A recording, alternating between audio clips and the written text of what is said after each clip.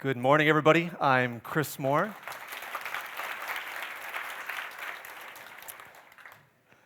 So today we're going to talk about growth models. And a growth model is a way of thinking differently about how you prioritize your ideas. All those crazy ideas that you have, those good ideas, a growth model will allow you to prioritize those for the future. Understand how your ideas actually move the needle. So the agenda for today, I'll do a quick intro of myself. We'll talk about the introduction and the core question that a growth model is trying to answer.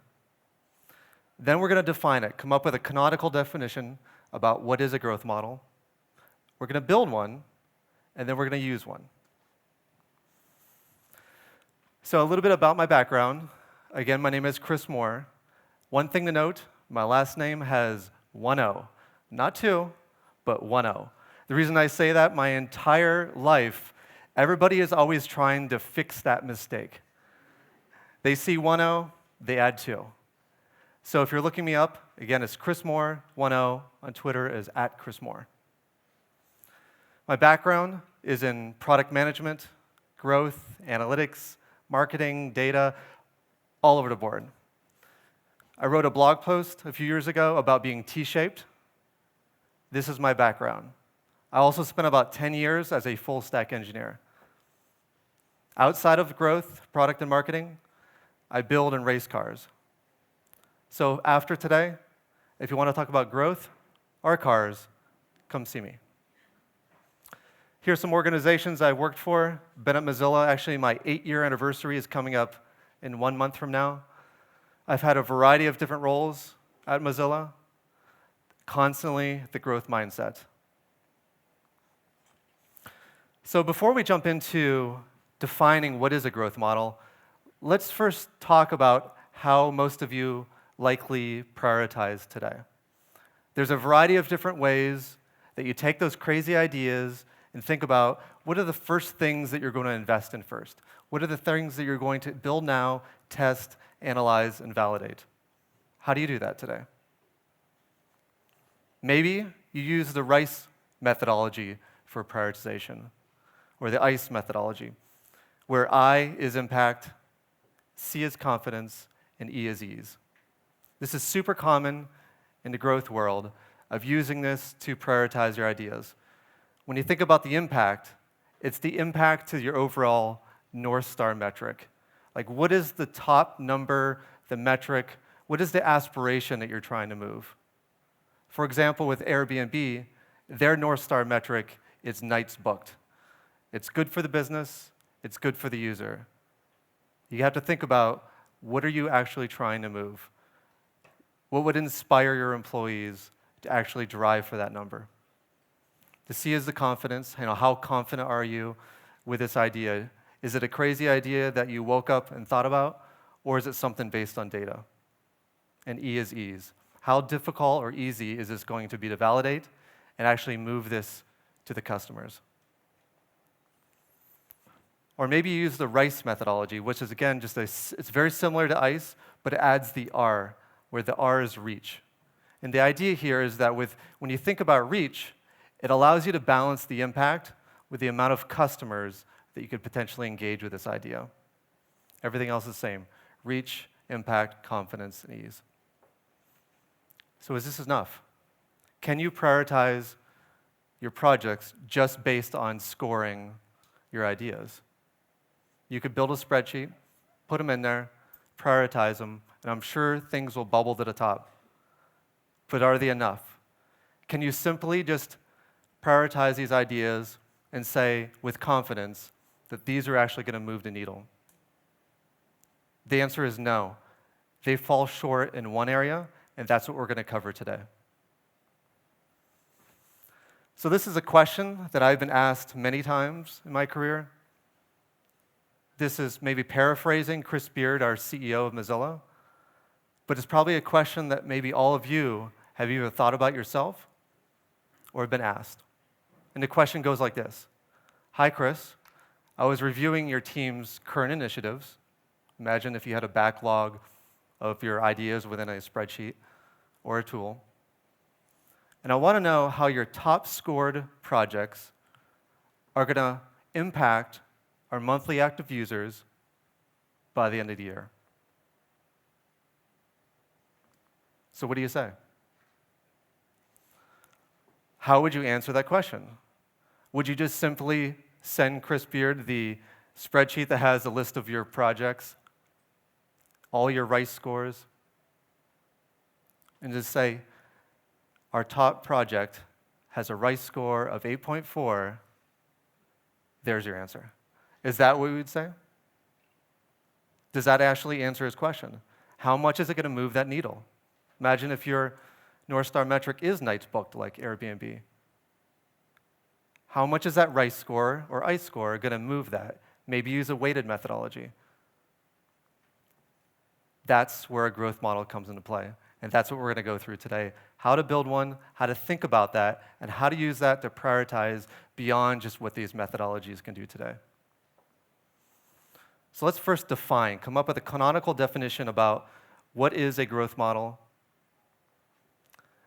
And a growth model, at the core, is a mathematical representation of the interactions between all the users that you acquire, all the new users, and your overall active user base, from the past, present, and the future. And if we break that down a little bit, it's the interactions between the cohorts of new users, all these customers that you acquire every single day, and those customers engage, activate, some churn, some don't. It's those interactions with your overall user base that determines your growth. Every other metric is really just part of the input. Getting new customers, viral loops are all part of your inputs. The output becomes your overall user base, your revenue, whatever your North Star metric is. And if you think about the components of a growth model, they're in two areas, the inputs and the outputs. The inputs are all of your new customers, from the day you launched your product to years later. It's all of your historical data, all your projections, your forecast, what you think is going to happen in the future. That becomes your input. Also, don't forget about retention. Retention is the key. Retention is also the killer, too. If you don't think about retention, you're going to slowly plateau your product and go into decline. So your inputs become your new user cohorts and the retention rates. That is the input to the model. The output happens automatically. It's the monthly active users, the weekly active users, the daily active users, however you measure and aggregate your data. It also could be your revenue. Whatever you put on top, that becomes the output. So the question is that what about the rest of your metrics that you have today? I'm sure all of you have metrics that define your funnel, your activation rate, conversion rate, your viral factors. You're probably trying to drive up your K factor now. What about all those metrics? What do they become? They become part of your inputs to the model. Everything you're going to do for optimization, loops, and so on, all turn into the model's inputs. You put all of that into your inputs, the output becomes your user base, and you'll see why. So now we're going to build a growth model. I'm going to spare you all of the math and the spreadsheets at this point in time. We're just going to use nice, simple illustrations to understand what a growth model is doing at the foundation. Once you understand that, you can then apply it. So let's first start reviewing just an example of a trend line of an overall user base. This one, for example, is just a monthly active user of a product that launched at some point in the past. Along the bottom of the axis, we have months. Month 0, the month that we launched, month 1, and so on.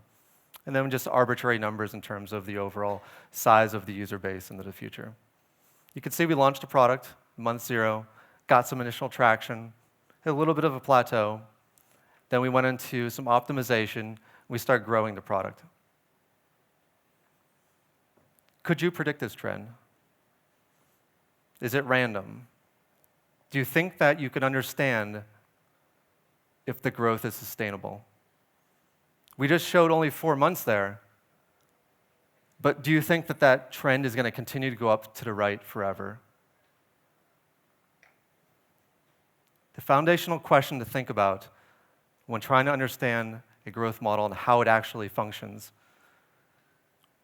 is to ask yourself, when did all of the active users that you have now, when did they become acquired and activate within your product? I'm sure you have data on that today. It's not random. It's very predictable. And a large scale amount of users, it's very predictable in terms of the overall amount of users you acquire and the retention rates. So let's hone in on only 1 month. Let's understand what's going on with month 3. Month 3, we have a dotted line just to represent this is where we're going to focus on now to understand how a model can help us understand.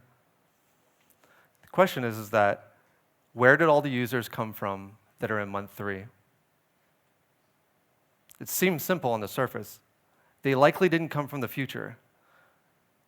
They either came today, or the previous day, or the previous day, all the way back to the product launch. So the users that we have in month 3 were all the users that we acquired at that point in time and all of the previous points in time. It's simple on the surface, but this allows us to understand how a growth model functions. So now let's layer in another piece of data, as denoted by the orange dots here. We're going to put in the amount of users that we acquired, the people that came through our funnel, activated, and became a customer. These are the orange dots, the people that activated every single week leading up to month 3, all the way back from the time that the product was launched. We have week 13, week 12, week 1, week 0, all the weeks in between. These are just arbitrary data points to drive home how a model is working. So we have all the weeks there, all leading up to month 3. So how would we calculate this? How do we calculate the amount of users active on month 3? And we're going to ignore the fact that we probably have metrics to answer that, but the model doesn't need to know that. Again, the model just needs to know how many customers are activating over time. So do we just simply add this up? Would we just take week 0 plus week 1 all the way up to week 13? Would we just add them all up? We're done, right? It seems simple on the surface, but no, we're missing one critical component. Let's go back to our definition phase. Remember, the growth model has 2 components, the inputs and outputs. And on the input side, there's a key thing we're missing, the retention rate. And what do cohorts do? Cohorts churn. They decay. They decline over time. If they didn't do that, this conference wouldn't exist. Our jobs probably wouldn't exist because every single customer that we would acquire would stay with us for the end of time. And we know that's not a reality. Cohorts do what they do. They churn and they decay. So let's just take an arbitrary retention curve. This may look something like your product. Maybe it looks worse. Maybe it looks better. The idea here is that we're just going to use this retention curve to apply that retention to all of the cohorts that we've acquired from the time the product launches up until now. Where this retention curve starts off at 100% at a week 0, the week that any particular user has been acquired within the product, and it goes and degrades over time. And this would go into perpetuity, probably forever, may eventually reach 0, depending on your life of your product. So now, the input, the new user cohorts plus the retention curve. That's what we were missing when we were thinking about how do we calculate the users that are active. This becomes the complete input to the growth model. So now let's look back at that graph again. Look at those orange dots. Those are the users that we're acquiring every single week from the product launch up until month 3. But let's zoom in. Let's zoom in just on those new cohorts, those new users that we're acquiring, because that's really what matters. The overall aggregate, MAU, DAU, or WOW, or whatever metric you use, That doesn't matter right now. All that matters is we're getting new customers, they're engaging, and they're retaining at some rate. So now we're going to zoom in now and look only at the new users. And now you can see there's a little bit of a trend there. From the product launches, you can see a little bit of that plateau and where we got back into growth. And let's take our retention curves, because that's what we were missing. We're going to add in our retention curve. For each one of those cohorts that you acquired at some point in the past, we're going to add in their retention. This is denoted by the dotted line to show that that particular cohort that we acquired at week 0 when the product launches went into a decay curve. And you can see this intersects month 3, much smaller than it was when it started. Very normal. Let's do the same thing for week 1, week 2, all the way up to where we're talking about, because we want to analyze what's going on in month 3. And now what you can see is all of these retention curves and all of these cohorts that decay at different rates all intersect month 3 at a certain size. So how do we calculate that? How do we calculate the active users on month 3 now that we know the size of the cohorts in each of the retention curves and where they started? It's simply the sum of all of the decayed and churned cohorts at any point in time. This is denoted by the red dots, saying that this is the intersection point between where all of the cohorts that you've acquired in the past and how big they are today. They're simply summed. And what is that sum? It's our monthly active users. It's the users that are active at that point in time.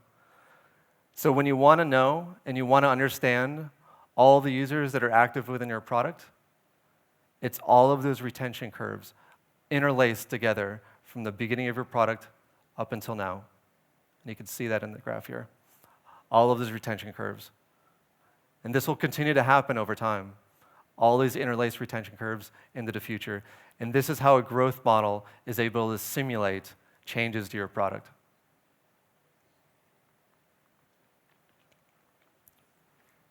And a growth model is able to perform these calculations automatically. You're not going to have to create any fancy graphs, draw anything out, add anything up. The growth model will do this automatically for you. So now we're going to use the growth model. Now that we know that a growth model at the foundation is trying to answer the question about how your amazing or sometimes crazy ideas are actually going to move the needle at some point in the future. And we know that it's part of 2 components, the inputs and the outputs. And on the inputs, we have the new user cohorts and the retention curves. And the output becomes your overall user base or revenue. So we're going to use one now. And here's some common uses that I've used a growth model for. I've used it to forecast a new product launch. Even before you launch a product, you likely have some assumptions. And maybe those assumptions are based off of real data. Maybe you ran some experiments. Maybe you had a private beta. Maybe you have a good sense of your overall total addressable market. And you know that based on your data, that you're going to acquire users at a particular rate. You can put that into a growth model, and that becomes your overall baseline, what you want to beat. Can you beat your assumptions?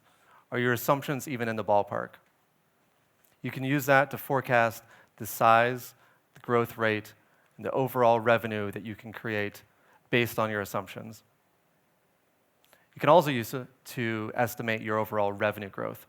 If you're a revenue-generating organization and you know your revenue per user, you can take that to apply to your overall user base, and you can use that to understand the growth of revenue based on assumptions or your real data.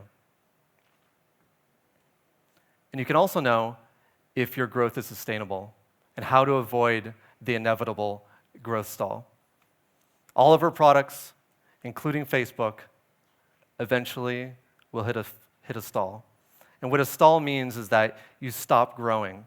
And maybe you're stalled out because your retention rate is too low. Think about the leaky bucket analogy. The hole in the bottom of the bucket is too big, doesn't matter how fast you're pouring water in there, eventually it's going to stabilize. You hit the equilibrium. At any moment, you may go into decline. The growth stall is inevitable. It will happen to all of our products. A growth model will allow you to understand when that growth stall will happen based on your product's data and what you can do about it. Knowing that it's inevitable, what you want to do is push into the future. What can you do to make that growth stall not happen now? You can also perform what-if scenarios. If you were to change your acquisition rates, run a marketing campaign, improve your retention rate, what would that do to your revenue and overall user base? A growth model can actually do that work for you. And finally, back to where we started, the prioritization idea. You take your RICE or ICE scores, your weighted methodologies, and you take your top 5 or top 10 crazy or good ideas, run those through a growth model. It will give you a sense of how much is going to move that needle. But that's enough theory. We're actually going to use a real growth model now. And the good news is that you don't have to build one of these. You don't have to interpret my slides and make one. I've open sourced it for you. And so today I'm announcing the version 2 of the growth model. It's an open source growth model built on top of a Google spreadsheet. It has inputs for acquisition and retention. It outputs your overall active user base or revenue. And it has 730 periods of time. That's good for 2 years of data if you're going at the day level, like if you're doing daily active users. 730 periods of time for weeks, which is plenty of data. Or if you're in months, for 730 months, this is more data than you could ever imagine. You would probably never use that much, but it depends on how your organization thinks about your product and how you aggregate it. Some products, like at Firefox, we sometimes think in daily active users, but browsers on desktop or mobile or everything in between, the usage of those products will determine if you want to aggregate it to be daily active users, weekly or monthly. The growth model also has the ability to override the default period names. By default, it has like period 0, period 1, not very sexy numbers. Nobody wants to look at period 0 and say, wow, we're really driving growth. So it allows you to override that with whatever you want to determine period 0 as. For example, your product launch. And then you can actually use the real dates. And finally, it has a scenario comparison. All of your crazy ideas, you put into the growth model as scenarios on the acquisition side and the retention side. Give them a name, put in your assumptions. Maybe that assumption is based off of an experiment, or maybe it's just purely just an assumption, just something that you want to test. One thing to note here is that there's nearly 2 million formulas within this spreadsheet that are calculating all this for you. When this happens, step back from your laptop or computer. It's going to get hot. There's a lot going on to calculate this. That's why I don't want you to do this yourself. I built it all for you. I'll be sharing soon how to get that. But let's try a few scenarios together. And these are actual scenarios that are in the growth model today. And you can put in your own scenarios. Copy the spreadsheet, use it for your product, use it for your organization. Use it just to plant the seed about how this works.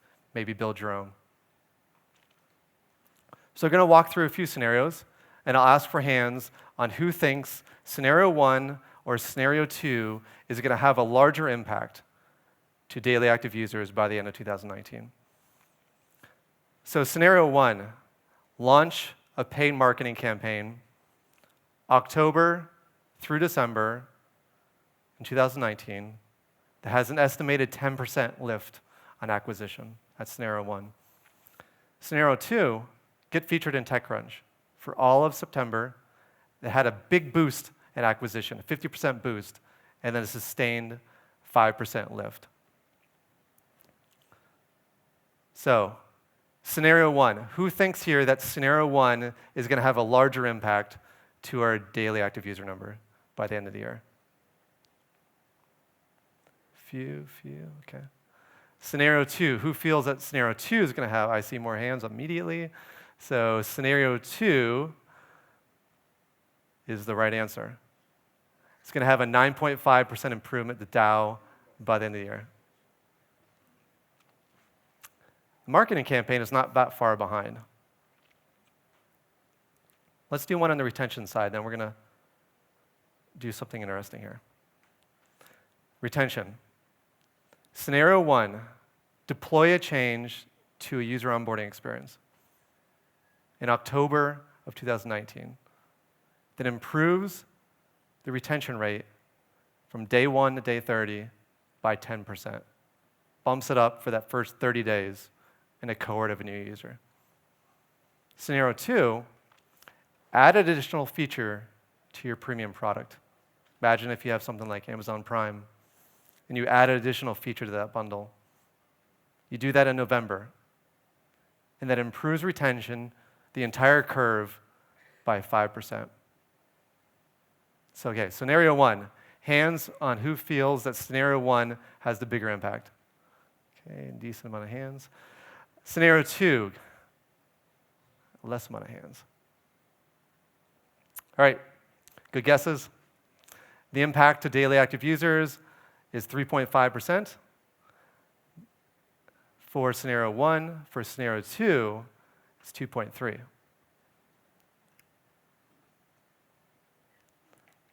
Now, what if we were to move our targets into 2020? Imagine if we didn't have the short-term goals of 2019. We didn't have to worry about our investors in 2019. We're going to make this a sustainable growth opportunity. Let's move it into 2020. 6 months later, is it really going to change anything? Let's look at our scenarios. Again, if we were to move our target from the end of 2019 to middle of 2020, only 6 months later. This is the acquisition one. On the left-hand side, this is what we just talked about, the December, where getting featured in TechCrunch was the best investment to make based on our assumptions. If we go 6 months later, it appears to be that TechCrunch was the best investment to make. Getting featured in TechCrunch really had a sustained boost. But look what happened to that marketing campaign. It nearly completely diminished. So if you would have made that decision to just focus solely on that marketing campaign, 6 months later, that impact would have been completely vanished. So we made the right decision. And a growth model is able to do this work for you. So if you're going to make that choice, you can understand the impact. Now let's look at the retention one. This one gets interesting. We made our decision that the scenario that we wanted to choose and invest in was the onboarding change. It beat out the new service by 3.5% over 2.3. Now, if we move 6 months down the future into 2020, look at what happened now. The impact for the new service now exceeds the impact for the onboarding change. Did we make the right decision? If you were solely focused on short-term goals, December of 2019, and you chose that onboarding change as the thing you wanted to invest in at that point in time, would you lose sight of the overall sustainability here? Would you change your decision? Maybe for your organization, 2019, December is all that matters, but maybe for some of you, sustainability is what matters. Choosing growth opportunities that lead to sustainable growth. And the growth model is able to allow you to make that business decision. Because maybe you'll still make the onboarding change decision, or maybe you'll invest in developing a completely new service. So the lesson learned here is use a growth model to understand if your assumptions about an opportunity leads to sustainable growth. You still make decisions that are short-term targets, and that's fine, but just understanding the trade-offs is really important here. If you want a copy of this growth model, I'll be publishing on Twitter later today there'll be a blog post where you can download these slides. You can download the growth model and use it. Thank you. Thank you. Now, time for questions. Here's the first one. Do we have a mic? Nope? Yes? Okay.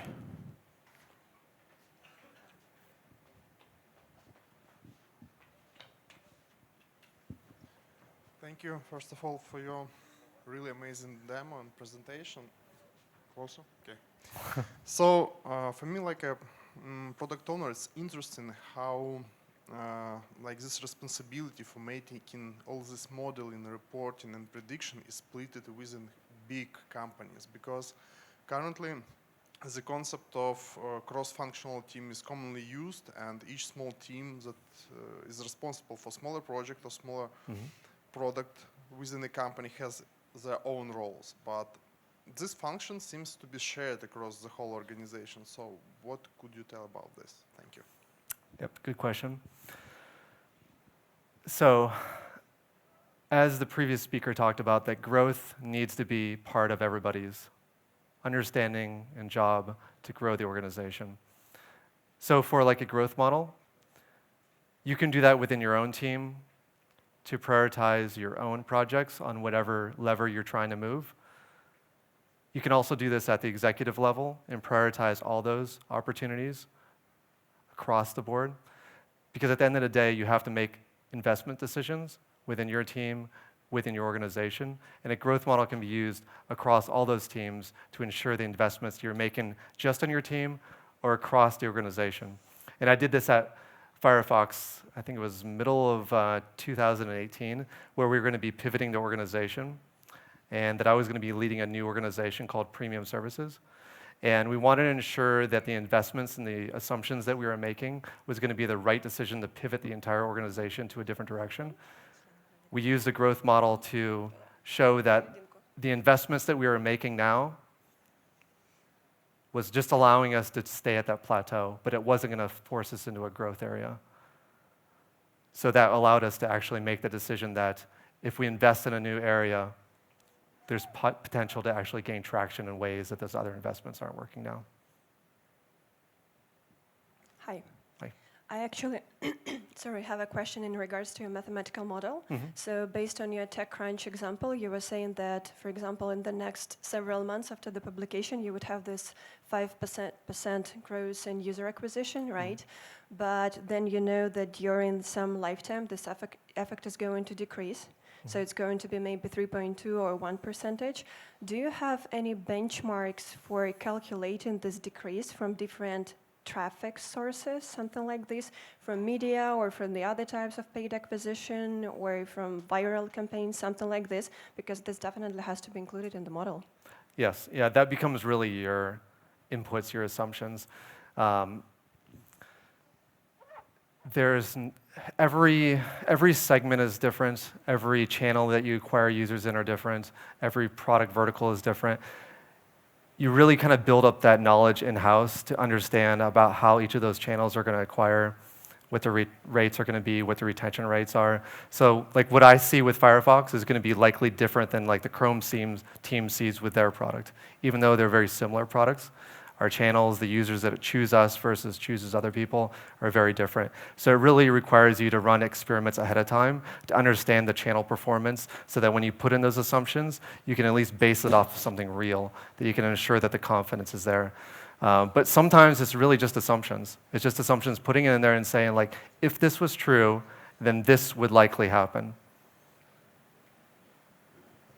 One quick suggestion. This is how I would ask questions. Hi, Chris. My name is Yaroslav. I work for MacPo. I do growth. I have a question. So let's just introduce ourselves before asking the question. Thank you. Hi, Chris. My name is Dennis. I'm from Dennis. Spin Backup. Thank you, Yaroslav. I have a question regarding your examples. One more question about examples. In your examples, you had some actions like featuring on TechCrunch or marketing campaign, and in your assumptions, you had something like some effect from these actions during a long period of time, how we can make these assumptions? For example, I made marketing campaign. How can I be sure that this campaign will take effect for next year? I don't understand that. Yep. Some of the assumptions that you put into a growth model may be retroactive. It's possible that you ran a marketing campaign and you want to retroactively understand if that marketing campaign moved the needle. Because say you spent $10 million on a paid acquisition campaign and you ran the campaign and you got, say, 300,000 new customers within a certain period of time, and you want to actually put that into the model to understand how much that actually moved the needle, so you can determine if the ROI of that overall investment was the right investment, and then you can use that as understandings about if this is the right thing to do in the future. So some of the inputs that you put into the model may be predictions for the future, but it also could be retroactively to understand the things that you have done, to understand how much of those things impacted your overall organizations.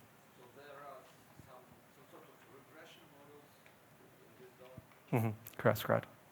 Yep. Yeah, and also the inputs, you may have to do some regression analysis on the input data to actually put it in there. So it's just literally just you put in all of your assumptions over time, and so you may have to sanitize that data ahead of time to understand those regressions, and then you take that and input it into the model. Hi, my name is Roman. I'm founder of Roman UA agency. And thanks for your open source solution in Google Docs. It's really cool.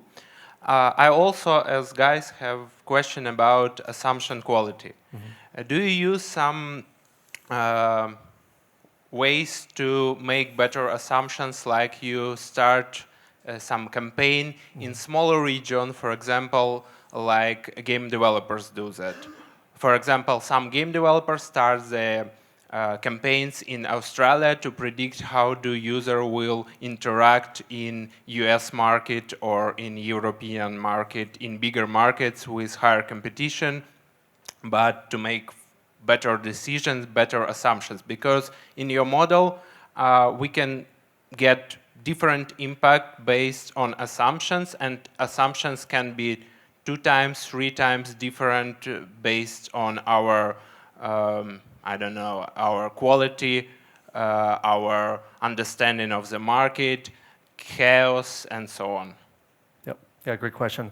So the way that we have done this at Mozilla with our Firefox campaigns is that we, ahead of time before we run the campaign, say, do we have any other market that potentially is going to interact like this market? Have we done anything in Estonia, for example? And have we ran any campaigns in there in the past? Yes or no? Maybe we have some assumptions that we can validate it based on past performance, maybe not. So what we do is that ahead of time, we put all those assumptions down, put them into the model. It puts out our overall impact that we're going to have during a period of time. Then we document those assumptions, run the campaign, come back retroactively, look at those assumptions, understand were we spot on, were we below or above, and what was different about that? Did we not understand the customer base enough? Was our retention rate lower than we imagined? There was a variety of different reasons why we exceeded or failed in those areas. And then we would retroactively look at those assumptions, document them, and then we would use that understanding for the next campaign that we ran. And so every time that we went through this loop of using those past assumptions and those inputs, the model would get better and better and better. And we would use this for beyond just marketing campaigns. We would use it for changes to our onboarding experience, that we knew that if we put an account sign-up form on first run on the first launch of Firefox. The first time we did it, we didn't know what we were doing. We were like, maybe it will perform better or worse than something else, but we knew that it performed about 7 or 8% of people would then sign up for the product. Then we sort of had a baseline. Then anything we did in the future, we would validate it, say like, is this similar to this? Can we run an experiment to validate it ahead of time? And then we would run the experiment, perform it, document it. And every time we would close that gap between our assumptions and then the reality. And it's continually going through those loops, sharing that across the organization. So all the ideas that people were coming up with were based on confidence. Their confidence was higher because they knew that it was based on some reality as opposed to some random idea. So every time you go through those loops, those intervals between which truly is assumption, and reality should decrease. Hi, Chris. First of all, thank you. Thank you a lot. That was very interesting and amazing. My name is Andrea. I'm head of product at Mac Update, and I have a question about, so do I understand correctly that the growth model is calculated according to, for different cohorts that the product has? And if that assumption is correct, you can see it correct, right? If that assumption is correct, what are the criteria that you suggest using for creating those cohorts? And thank you so much.